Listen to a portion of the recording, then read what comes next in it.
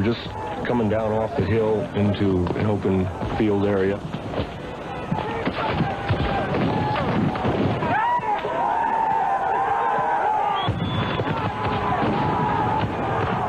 We made a sweep forward on the field, engaged the Yankees. Men started falling from 200 yards away.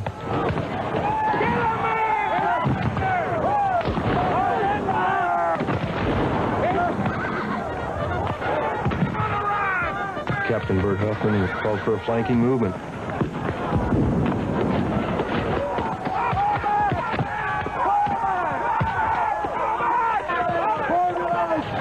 Couldn't hold them back, just too many of them. They lost. They were defeated.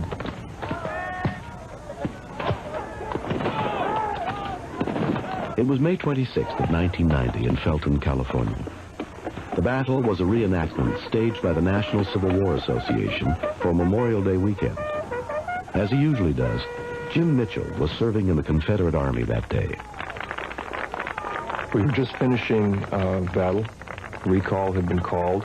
All the people that had been killed or wounded in the battle returned to life and rejoined their battalions. What do you think? Oh, great. Sergeant Jim North and I met at the edge of the battlefield and commented on how well the battle had gone. Been a good show, good fight.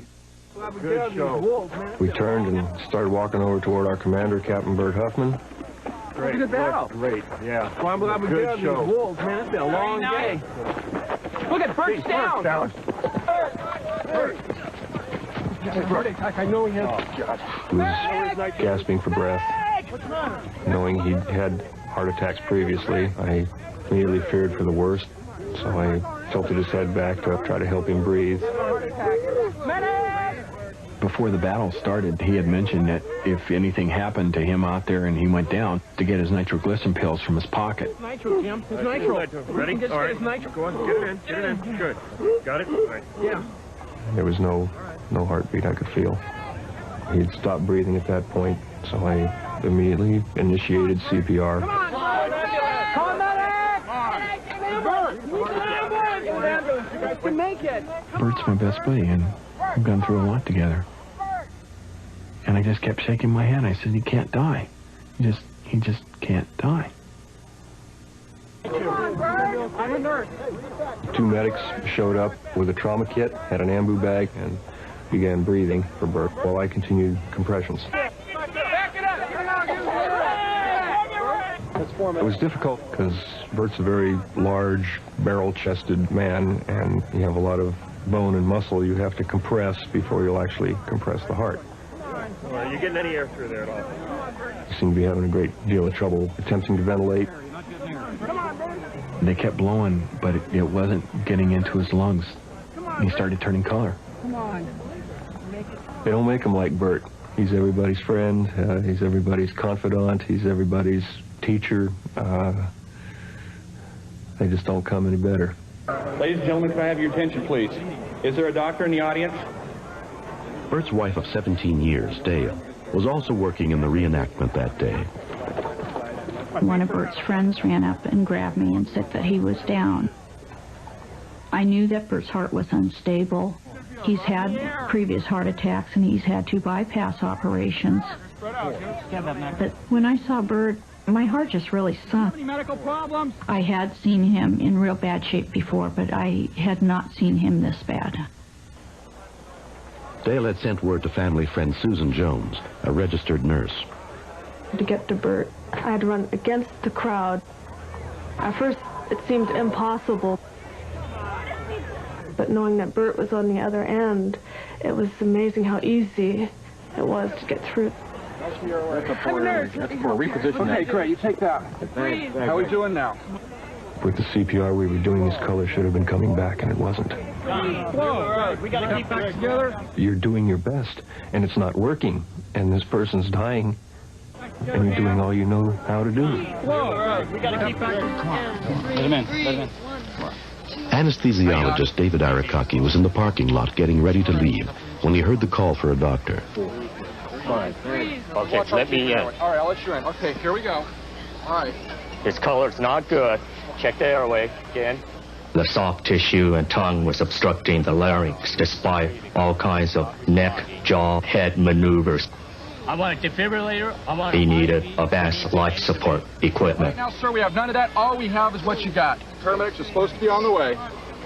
It seemed like it was forever waiting for the ambulance to get there. And I thought, this is it. They can't keep him going this long. Within 12 minutes of Bert's collapse, a medic unit with the Felton Volunteer Fire Department arrived, led by Captain Dave Newell.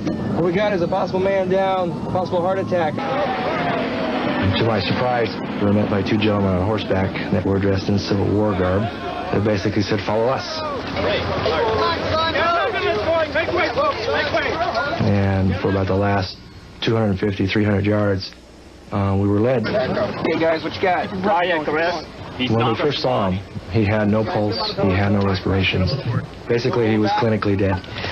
I'll take over compulsions. Do we have a relative here, please? Right here. I turned to his wife, who was standing right there, and she was telling me, you have to zap him, you have to zap him. Start won't restart without paddles. It was very disheartening to me to turn to her and say, I'm sorry, ma'am, we don't have the paddles. We're a volunteer department, and we couldn't afford them. We're going to do everything we can. That was a hard pill to swallow. Paramedics are coming, and they have the paddles. They needed advanced life support equipment, but that ambulance was still miles away. Color's still bad. 1, 2, 3, 4, and 5. I could tell by the people working on him that he was getting in more and more serious condition. Color's still bad. 1, 2. What was going through my mind was, this could be the end. After being married and being together for so long, I think the thing that I would miss the most would be his sense of humor and his orneriness. 1, 2, 3. By the time the advanced life support unit arrived, Bert had been without a heartbeat for more than 20 minutes. When we finally got to the patient, we hooked him up to the cardiac monitor. 1, 2, okay, let's stop CPR, please. We have a VFib on the monitor. Continue CPR, please, while it's charging. 1, 2, 3, 4, 5. Clear. I remember them shocking him because I remember him jumping from the ground. And then he didn't move. We're still in a VFib. Go ahead and continue CPR. Everybody clear? Clear. He hit him again, and he didn't move again. And then I started thinking, he's dead. He's dead. Paramedics then attempted to put an airway in and found it very difficult. Let me try. Come in, your nurse. We need their Finally, Dr. Arakaki got down and worked on him. Okay. It's in. It's in. Okay, oxygen. We were able to establish and maintain a good airway, finally. Bag. Color's better. Okay, sounds good. You're in. 3 or 4 minutes after we gave some medications, we started getting pulses. At that point, we knew that we needed to get the patient en route to the medical facility. They had managed to regain a weak pulse, but were unsure how long they could keep it going. Everybody was just really stunned. We thought he was dead. And as the ambulance drove away from the scene, uniformed people on both sides saluted. There was no more civil war and no more battle, and there were no longer blue and gray. Just remember standing off thinking, God, not Bert. Not Bert. How's the compliance? It's going, it's tight, but we're getting clear. Once I got him in the ambulance, I was really listening to the monitor in the back. Okay, stand by. Hyperventilate. Go ahead and hyperventilate. And it sounded like they had lost him. Okay, they're charged. Clear. Clear. And that was just sheer panic for me at that point in time. It was like, why can't we be at this hospital already? How far is it? Why can't they move faster?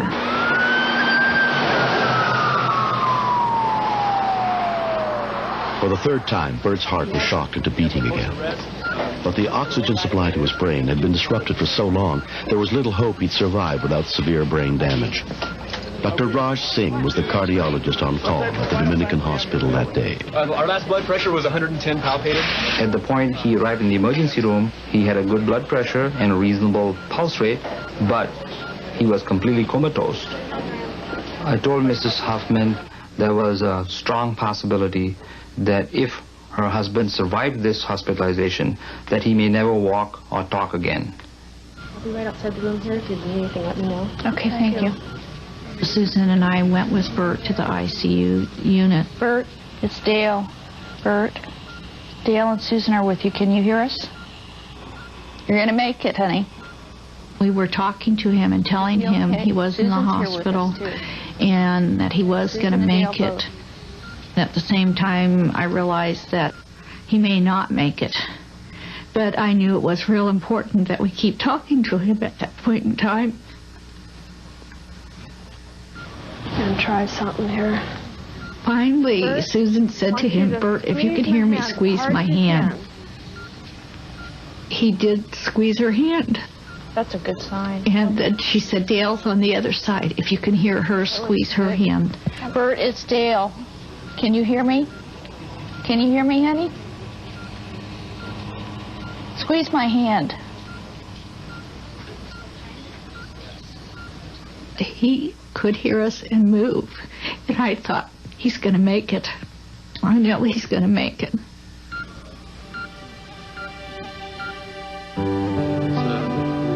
To the surprise of almost everyone, Bert Hoffman has fully recovered. 1 year later, he's made changes in his lifestyle and continues to take medication, but he's survived the toughest battle of his life. I remember nothing about the time I dropped until about 6-7 days later when I was in the hospital and woke up. I'm lucky to be alive from what they've told me. Me and my wife have become closer together because we both live one day at a time, 1 minute at a time, because you never know when it's going to hit.